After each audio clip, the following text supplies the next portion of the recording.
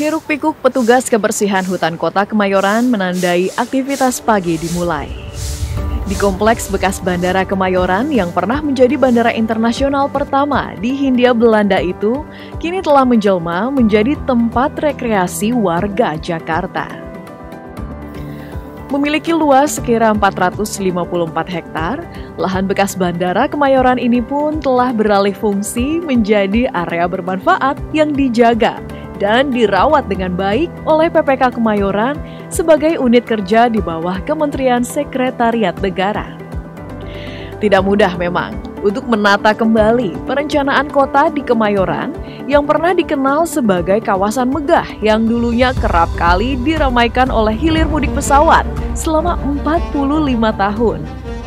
Ya, bandara yang diresmikan pada 8 Juli 1940 sebagai lapangan terbang internasional itu setidaknya pernah menembus 100.000 frekuensi penerbangan per tahun di masa Orde Baru tahun 80-an.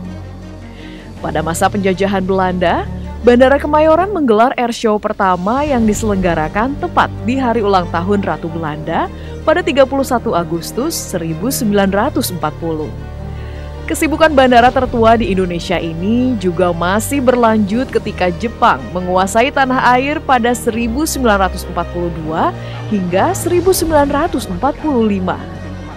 Berbagai kepala negara dunia juga pernah menginjakan kakinya di Bandara Kemayoran saat mereka menghadiri event tingkat internasional seperti Konferensi Asia Afrika pada era Presiden Soekarno. Tamu Agung mendarat dengan selamat di Kemayoran Airport. Setelah berhenti beroperasi sebagai landasan udara, maka beberapa jalan di lokasi sekitarnya dialihfungsikan menjadi jalan raya. Termasuk Jalan Benyamin Sueb yang kini ditandai dengan patung ondel-ondel sebagai penanda jalan utama yang membelah kawasan Kemayoran. Melewati lintasan tersebut, para pengendara akan disapa oleh sepasang patung ondel-ondel raksasa dengan tinggi keseluruhan 13 meter, yang merupakan wujud pelestarian budaya Betawi, juga menjadi ikon dari kawasan Kemayoran. Kemegahan Kemayoran yang dahulu hanya dapat dinikmati oleh kalangan tertentu, kini bisa dinikmati oleh siapapun. Di sisi utara kawasan Kemayoran terdapat kemegahan yang diwujudkan melalui gerbang utama Kemayoran sebagai tanda selamat datang yang kiranya dapat mengakomodasi kebutuhan psikologi pengendara maupun pejalan kaki terhadap ruang kegiatan yang positif dan dinamis. Bangunan bersejarah lainnya dari peninggalan bernilai historis tinggi yang menghiasi langit Kemayoran adalah Menara ATC. Menara yang didirikan pada 1938 dan dikenal dengan sebutan Menara Kemayoran itu hingga kini masih mempertahankan keorisinilannya. Warna catnya yang merah putih disertai motif kotak-kotak sebagai ciri khasnya, begitu membekas bagi penggemar petualangan Tintin. Karena pernah tampil pada serial komik terkenal di dunia yang diciptakan oleh Hergé, seorang kartunis asal Belgia. Dari kawasan yang pernah menjadi bandara internasional pertama di Indonesia, ada satu hal yang tidak boleh luput dari cerita bersejarah yang ada di area Kemayoran ini.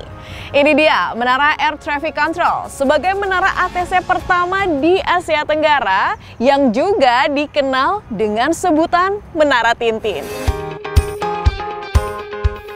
Menara yang lokasinya masih tersembunyi di antara pepohonan yang cukup lebat dan bangunan pencakar langit itu rencananya akan menjadi area destinasi baru bagi masyarakat sehingga cerita bersejarah yang ada di sana dapat dinikmati oleh setiap pengunjung.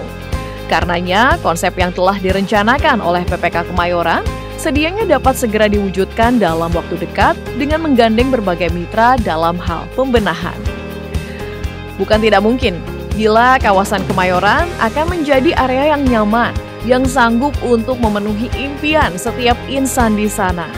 Oleh karena PPK Kemayoran mengerahkan para personelnya yang gesit mendandani Kemayoran agar semakin elok. Seperti halnya yang terlihat dari hutan kota Kemayoran sebagai area inklusif yang dilengkapi dengan bentang alam yang kiranya memberikan angin segar bagi setiap pengunjungnya. Jakarta kini punya tempat wisata taman yang sedang hits yang tentu dapat dinikmati utamanya saat ingin mengisi waktu libur di akhir pekan.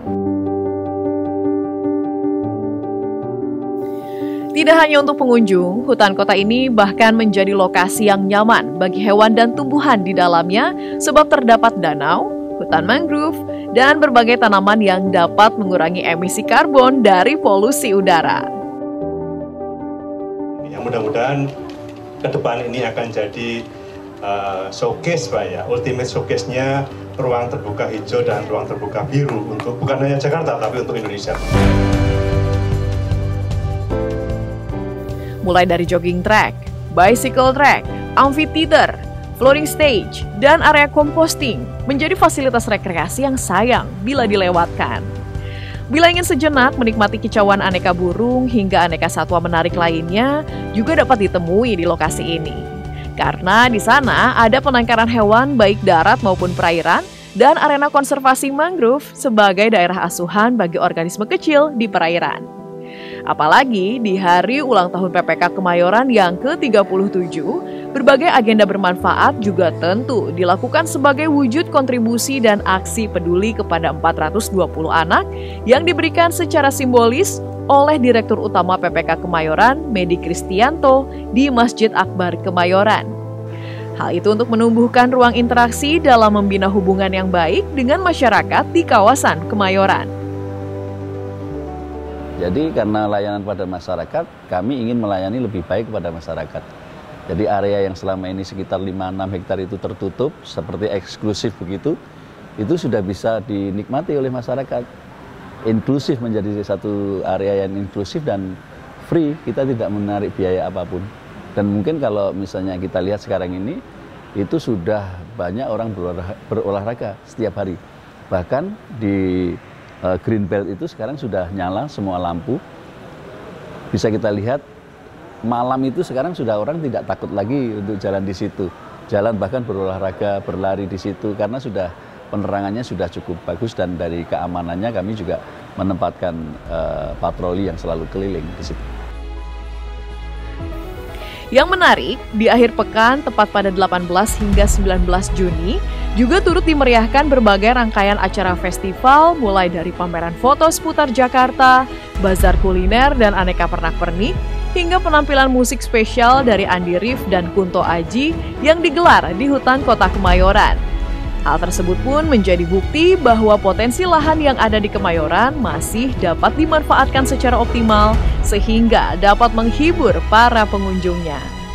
Dari Jakarta, Nabila Karisti, Gunawan Wibisono, Syamsul Rizal, Kantor Berita Antara, mewartakan.